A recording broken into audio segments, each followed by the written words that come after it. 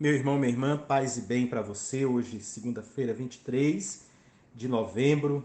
Hoje é dia nacional de mobilização contra a dengue, que você começa na sua casa, limpando o seu quintal, evitando deixar acumular água e também dentro da sua própria casa. Hoje também é dia de São Clemente I e São Colubano Abade.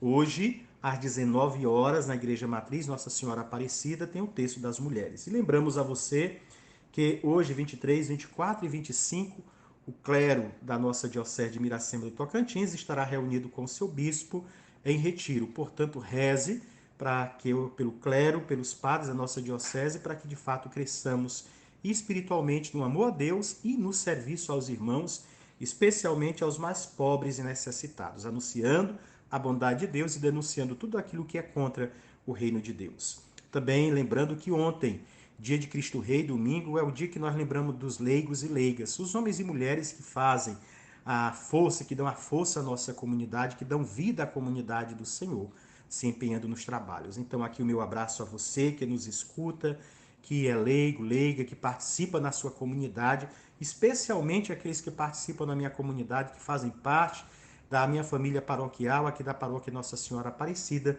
A esses o nosso abraço especial, a quem tem um carinho muito especial, porque nos ajudam a evangelizar como povo de Deus e evangelizar ao povo de Deus. A você, o meu agradecimento por você ser esta força viva na comunidade do Senhor.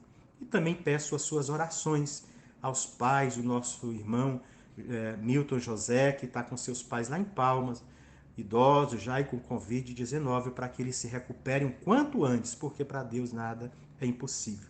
Peço suas orações também para o pai da Solange, já idoso, mais de 80 anos, graças a Deus já saiu do hospital, está na sua casa se recuperando, mas que ele se recupere o quanto antes, pai desta ministra que tanto ajuda na nossa comunidade. E também aqueles irmãos e irmãs que estão em Goiânia, em cirurgia ou fazendo consultas médicas, que retornem a Fátima e tantos outros que retornem o quanto antes com resultados positivos e felizes, porque foram resultados que lhe trouxeram alegria. Vamos escutar o evangelho de hoje, de São Lucas, capítulo 21, os versículos do 1 ao 4, que diz: Naquele tempo, Jesus ergueu os olhos e viu pessoas ricas depositando ofertas no tesouro do templo. Viu também uma pobre viúva que depositou 2 pequenas moedas. Diante disso, ele disse: Em verdade vos digo que esta pobre viúva ofertou mais do que todos, pois todos eles depositaram como oferta feita a Deus aquilo que lhes sobrava. Mas a viúva, na sua pobreza, ofertou tudo quanto tinha para viver. Palavra da salvação, glória a vós, Senhor. Você, meu irmão, minha irmã, que atitude tem cultivado na sua vida, tem desenvolvido na sua vida? A atitude de alguém que se doa de verdade por amor a Deus, ou a atitude de alguém que dá o resto que sobra, o que já lhe ocupa espaço na sua casa ou já não tem sentido na sua vida?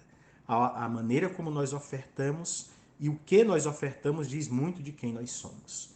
A viúva pobre é a resposta à pergunta deixada em suspense no trecho antecedente. Como é que dizem que o Cristo é filho de Davi? Davi, pois, o chama de Senhor, como é que pode ser seu filho? Esta pergunta feita lá em Lucas 20, 44. O gesto da viúva põe um ponto final nas disputas anteriores, dando-lhes a interpretação autêntica. Faz entender a autoridade de Jesus e da sua palavra. Não permite que se confundam poder de César e poder de Deus. E inicia o mundo da ressurreição dos que vivem para Deus e finalmente reconhece o Senhor que deve ser amado de todo o coração. São, creio, fundamental do novo povo, alimentado pela igreja em sua caminhada pelo mundo. O escriba Jesus parte, mas não nos abandona. Deixa sobre sua cátedra uma pobre mulher, uma mulher sem esposo, que continua a ensinar-nos as verdades fundamentais do Filho do Homem. A pobre viúva é a primeira escriba do Novo Testamento. A sabedoria do Evangelho é diferente da sabedoria dos velhos escribas. O saber desses é um instrumento para terem e poderem, e assim aparecerem como primeiros, diante de Deus e das pessoas, graças ao saber afirmar o seu senhorio. A viúva, ao contrário, nada tendo e nada podendo, não aparece, só Jesus a vê. E assim afirma o senhorio de Deus. Nas duas moedas, tudo o que tem, que lança no cofre, entrega a Deus o que é de Deus, isto é, entrega toda a sua vida.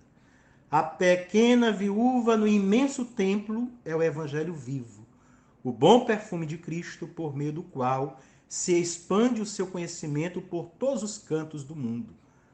No gesto da pobre viúva, que não tem nome, pois deve ser cada um de nós, Jesus garante sua presença invisível, mas constante e eficaz na história. Antes do último discurso, o discurso sobre o fim do mundo, o escriba Jesus deixa como testamento esta escriba, pobre como ele, pequena como ele, humilde como ele. Seu ministério, que começaram com a viúva derrubada pela febre, a sogra de Pedro, que ele levantou e ela pôs-se a servi-lo, lá em Lucas 4,39, termina com esta viúva. Milagre cumprido e completo do Evangelho. Essas duas mulheres que socialmente não representam nada, representam como uma grande inclusão feita por imagem, o princípio e o fim do ministério de Jesus. Transparece na cena o privilégio da pobre e da pobreza dos pobres. O poder do verbo de Deus desposa a pobreza da viúva e não tem nada a ver com a sabedoria dos ricos.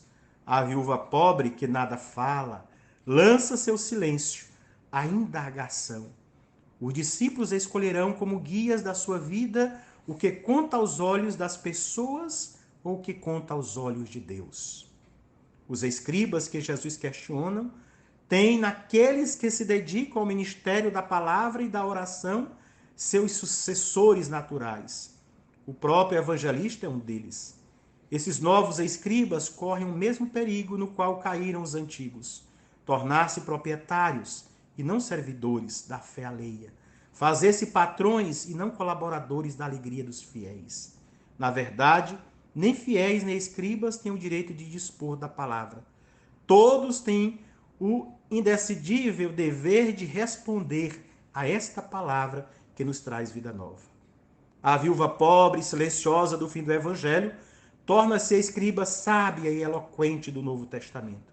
Esse ícone perfeito do único mestre, por ele mesmo autenticado, grita mais que todos os discursos, ensina mais que todos os documentos, julga mais que todos os processos e condenações. Ela diz a única fala que fica, a da entrega da vida confiante e no amor.